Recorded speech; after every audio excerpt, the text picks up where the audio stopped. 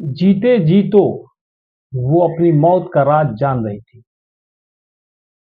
जीते जी तो वो अपनी मौत का राज जान रही थी। जिससे उसको खतरा था उसे ही गुनहगार मान रही थी।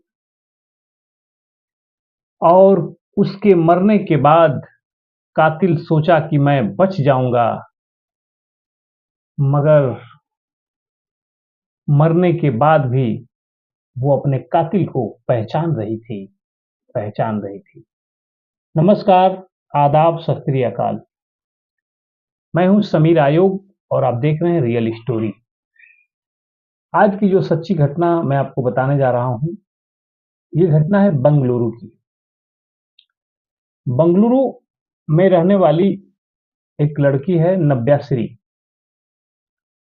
नव्याश्री कन्नड़ फिल्मों में डांस सिखाने का काम करती है और वो 27 अगस्त 2024 को दोपहर 1 बजे करीब फोन करती है वो अपनी एक सहेली ऐश्वर्या के यहाँ। ऐश्वर्या से नव्याश्री कहती है कि ऐश्वर्या तुम मेरे घर चली आओ, इसलिए कि मुझे अकेले अच्छा नहीं लग रहा है, कुछ अजीब सा लग रहा है। ऐश्वर्या अपने घर से निकलती है क्योंकि वो लोग बचपन से ही एक ही क्लास में पढ़े हुए हैं, दोनों दोस्त थी। और जब उसकी दोस्त ने उसको बुलाया तो अपने घर बोल करके वो नव्याश्री के कमरे पे पहुंचती है, यानी 3-4 घंटे के बाद। फिर वो दोनों जाते हैं खाना वाना खा करके। फिर वो दोनों नव्याश्री के रूम में ही एक ही बेड पे दोनों सो जाती हैं। सुबह जब ऐश्वर्या की नींद खुलती है तो जब वो उठकर बैठती है और अपने बगल में सो रही नव्याश्री की तरफ नजर फेरती है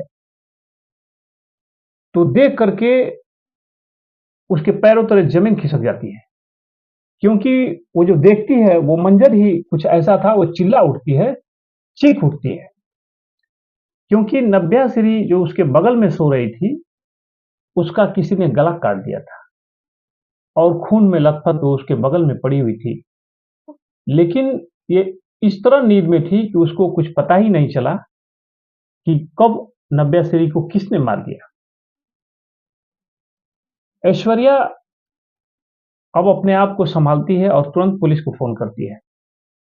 पुलिस बताए हुए पते पे पहुंचती है। ऐश्वर्या सारी बात बताती है। ऐश्वर्या बताती है पुलिस को कि नव्याश्री ने हमको फोन किया और कहा कि मुझे कुछ अच्छा नहीं लग रहा, मुझे अपने ही घर में अनसेफ महसूस कर रही हूँ, ऐसा करो कि तुम चली आओ। और जब मैं आई हूँ तो हम लोग एक ही गाड़ी में निकले हैं और एक हम लोग का दोस्त है अनिल। अनिल को भी नव्याश्री ने बुलाया है और हम लोग तीनों बैठ करके होटल में खाना खाए हैं। और वहीं एक बातचीत हो रही थी। नव्याश्री अपनी सुरक्षा को लेकर के बहुत चिंतित थी। वो बोल रही थी कि मैं मुझे अब बहुत डर लग रहा है, इसलिए मैं अकेले नहीं रहना चाहती हूँ, मैं क्या करूँ मुझे कुछ समझ में नहीं आता है। क्योंकि नव्याश्री ने ऐश्वर्या से ये भी बताती है कि उसका जो पति है,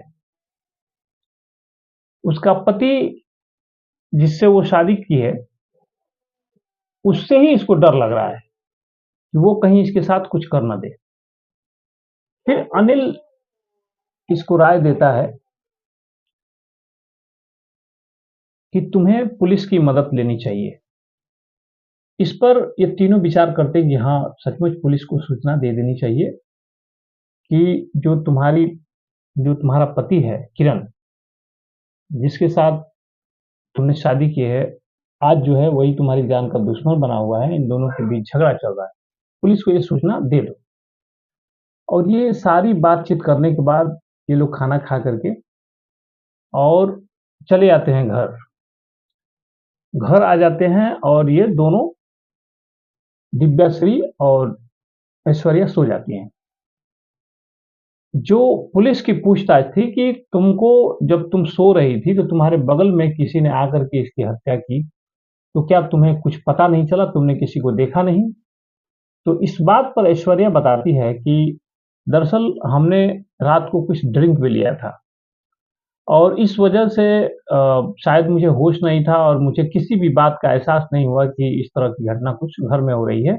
मेरी जब नींद खुली है सुबह में, तब मैंने ये देखा है, फिर आपको कॉल किया है।